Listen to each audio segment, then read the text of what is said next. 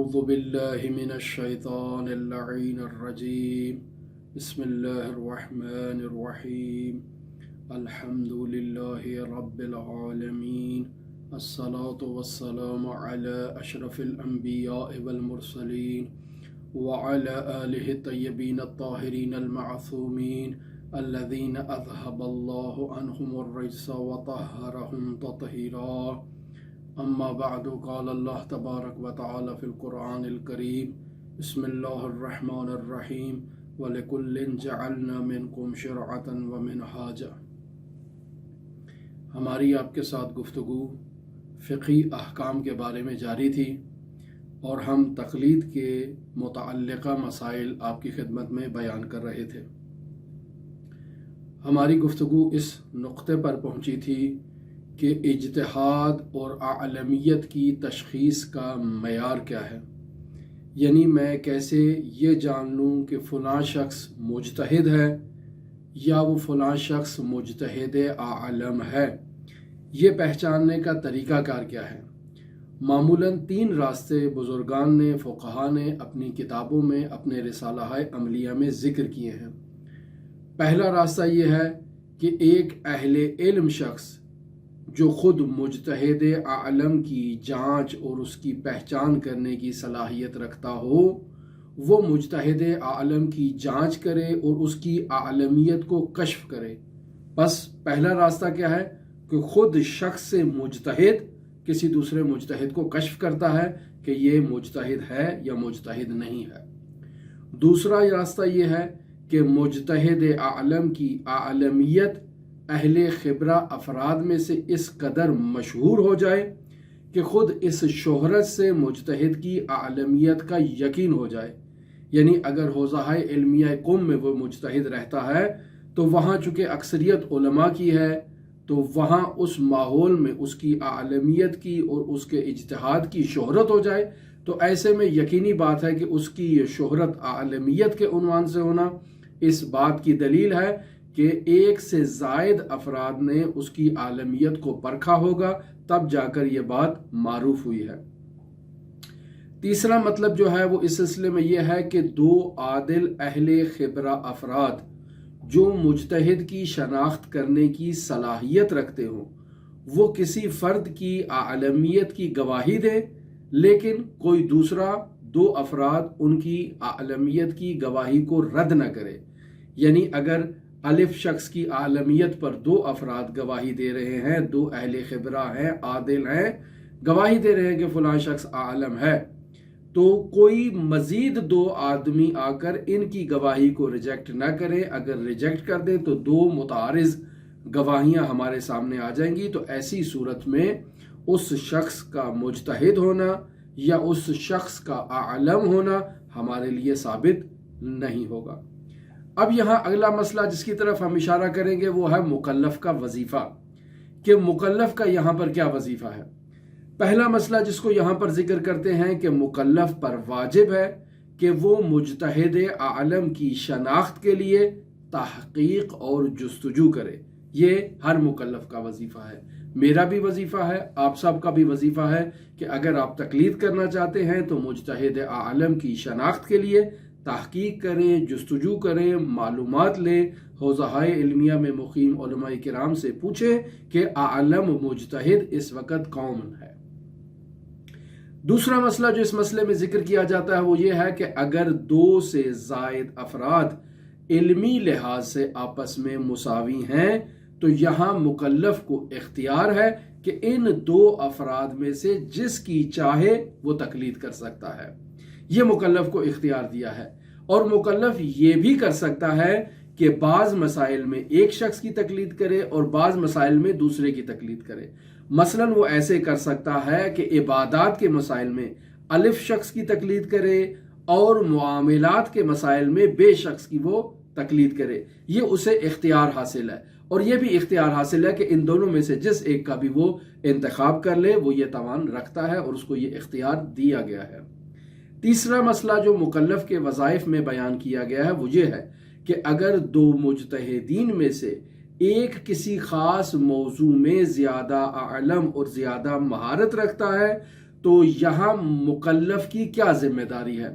یعنی ایک مجتہد جو ہے وہ عبادات میں اعلمیت اور مہارت زیادہ رکھتا ہے، دوسرا مجتہد جو ہے وہ معاملات میں زیادہ اعلمیت اور مہارت رکھتا ہے۔ تو یہاں میں جو مکلف ہوں میری کیا ذمہ داری ہے؟ یہاں پر احتیاط واجب کی بنا پر ہر باب میں جو شخص عالم ہے اس کی تقلید کرنی چاہیے اور اسی کے فتوے پر عمل کرنا چاہیے۔ یہ بحث بھی کمپلیٹ ہو گئی۔ آگے جو بحث نقل کی جاتی ہے وہ یہ ہے کہ ایک مجتہد سے دوسرے مجتہد کی طرف عدول کرنے سے متعلق مسائل کیا ہیں۔ یعنی عام عرفی زبان میں ہم اسے ایسے کہہ سکتے ہیں کہ کیا ہمیں تقلید تبدیل کرنے کی اجازت حاصل ہے یا اجازت حاصل نہیں ہے۔ پہلا مسئلہ جو اس مسئلے کے اندر ذکر کرتے ہیں وہ یہ ہے کہ غیر عالم سے عالم کی طرف عدول کرنا اور غیر عالم کی تقلید کو چھوڑ کر عالم کی تقلید اختیار کرنا احتیاط واجب کی بنا پر واجب ہے۔ یعنی غیر عالم سے آپ عالم کی طرف تبدیل ہو رہے ہیں اور تقلید کا راستہ تبدیل کر رہے ہیں۔ یہ پہلا مسئلہ۔ دوسرا مسئلہ یہاں پر کہتے ہیں کہ ایک زندہ مجتہد سے دوسرے مساوی زندہ مجتہد کی طرف عدول کرنا، یعنی اس کی تقلید چھوڑ کر اس کی تقلید جانا، یہ جائز نہیں ہے۔ البتہ بعض فقہا نے اسے جائز بھی قرار دیا ہے، لیکن مرحوم امام خمینی رحمۃ اللہ علیہ اس چیز کے عدم جواز کے قائل تھے۔ یعنی دو مجتہد علم میں مساوی ہیں، آپ نے ایک کی تقلید کی ہوئی ہے، اس کی تقلید کو چھوڑ کر آپ دوسرے کی تقلید میں جانا چاہتے ہیں۔ امام خمینی رحمۃ اللہ علیہ کہتے ہیں کہ یہ جائز نہیں ہے، البتہ بعض مراجع اس کو جائز بھی قرار دیتے ہیں۔ اگر کوئی ان کی تقلید کرے تو ان کی طرف رجوع کر سکتا ہے۔ اگلا مسئلہ جو یہاں پر ہم اس سلسلے میں بیان کریں گے، تیسرا نمبر مسئلہ، وہ یہ ہے کہ ایسے مجتہد کی تقلید سے عدول کرنا جس کی مکلف کچھ مدت پہلے تقلید کرتا رہا ہے، اس سے عدول کرے، لیکن اسے بعد میں معلوم ہو کہ وہ فتویٰ دینے کی صلاحیت ہی نہیں رکھتا ہے۔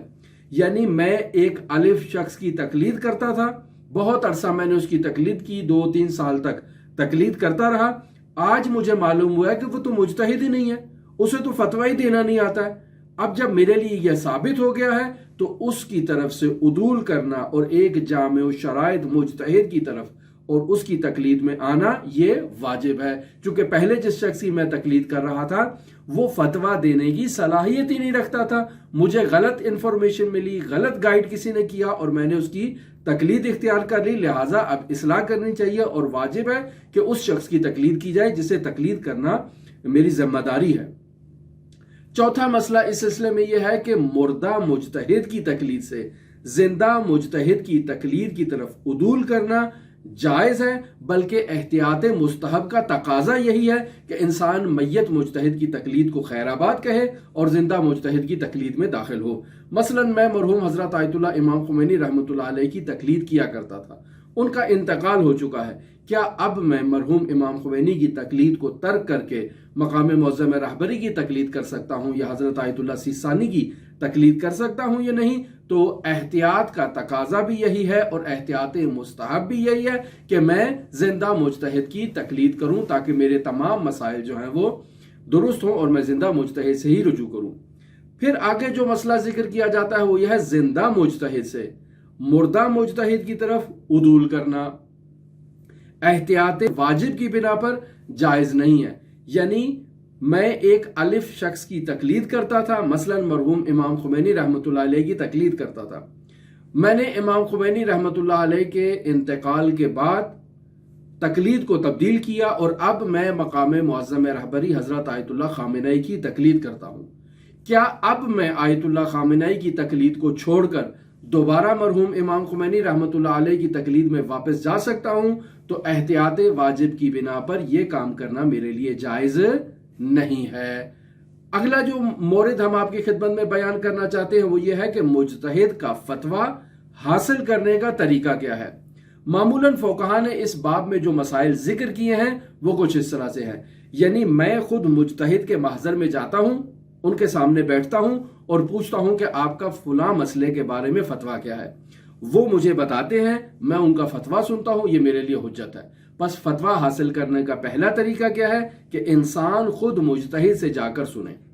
دوسرا طریقہ یہ ہے کہ دو عادل افراد اس کے سامنے مجتہد کے فتوے کو نقل کرتے ہیں اور کہتے ہیں کہ آپ کے آیت اللہ العظمیٰ نے یہ فتویٰ نقل کیا ہے اور یہ فتویٰ دیا ہے۔ یہ دوسرا طریقہ ہو گیا۔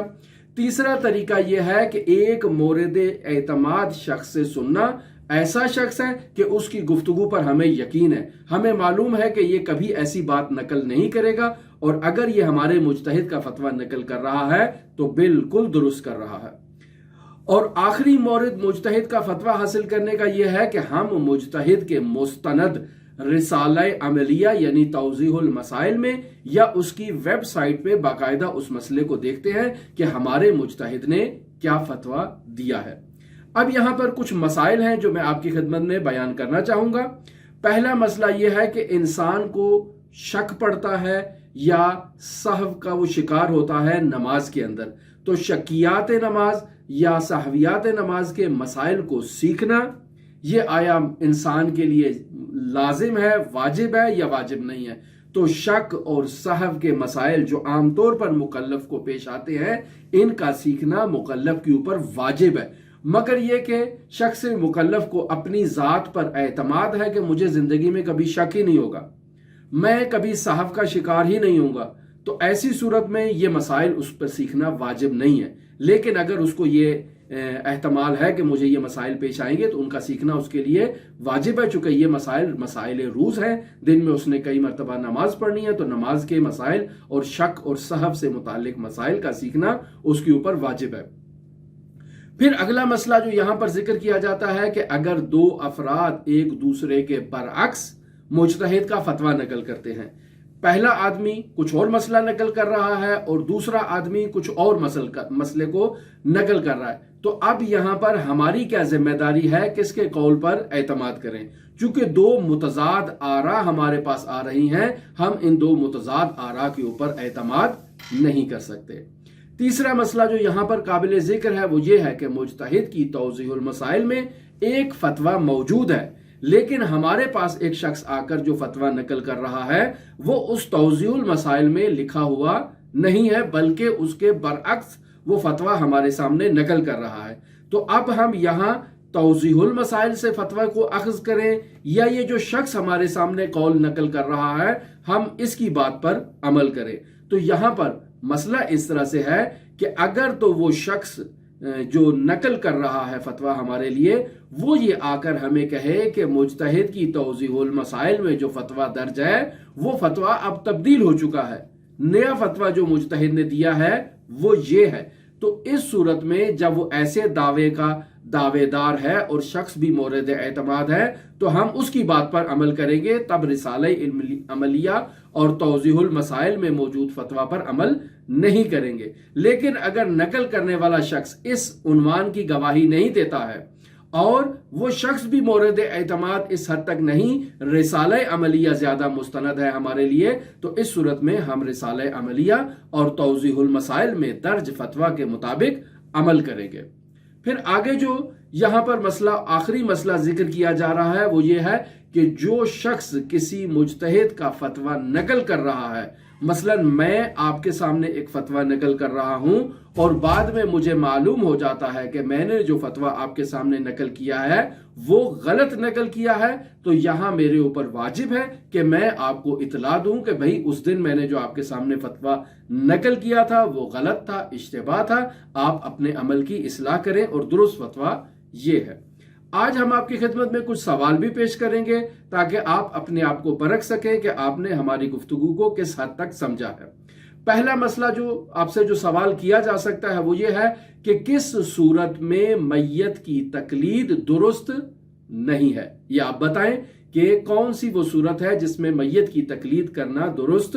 نہیں ہے۔ دوسرا سوال، جب اہل خبرہ کی جانب سے کچھ افراد بے عنوان مرجع تقلید اعلان ہو جائیں کہ مثلا آپ ان 10 افراد کی تقلید کر سکتے ہیں، لیکن ہمارے لیے اہل خبرہ نے یہ معلوم نہیں کیا کہ ان 10 افراد میں سے عالم کون ہے، تو اب یہاں پر ہماری کیا ذمہ داری ہے؟ یہ سوال آپ دیکھیں، ہماری تمام گزشتہ گفتگو کو دیکھ کر اس سوال کا جواب نکالیں۔